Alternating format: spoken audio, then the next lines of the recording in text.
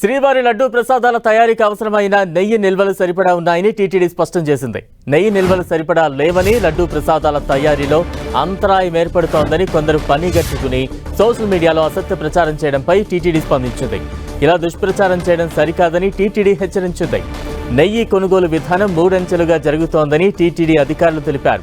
ఒకే సంస్థపై ఆధారపడకుండా 3 వేర్వేరు సంస్థల ద్వారా నెయ్యి సరఫరా జరుగుతోందన్నారు. అందుకు టీటీడీ ముందస్తు చర్యలు చేపట్టిందన్నారు.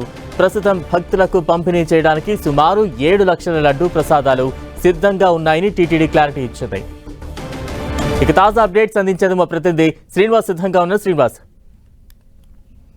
తిరుమల శ్రీవారి ఆలయంలో తయారయ్యే లడ్డూలకు నెయ్యి కొరత ఉందని సోషల్ మీడియాలో జరుగుతున్న దుష్ప్రచారాన్ని టీటీడీ ఖండించింది.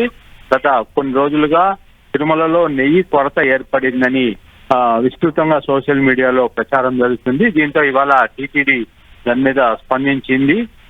తిరుమలకు వచ్చే 3 డైరీలు మొత్తము సప్లై చేస్తాయని, ఒక్క డైరీ ఒక్క ట్యాంకరు ప్రమాదానికి గురైతే మొత్తం కొరత ఏర్పడే పరిస్థితి ఉండదని కూడా టీటీడీ స్పష్టం చేసింది. మొత్తం మీద ప్రతిరోజు కూడా 7 లక్షల లడ్డూలు తాము బఫర్ స్టాక్ ఉంచుకొని భక్తులకు ఎటువంటి కొరత లేకుండా అందజేయడం.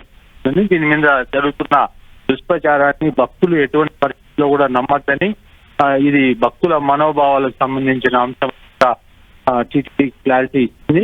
అయితే సోషల్ మీడియాలో జరుగుతున్న దుష్ప్రచారాన్ని ఎవరు కూడా నమ్మద్దని టీటీడీ చెప్తుంది. Right, thank you Srinivas.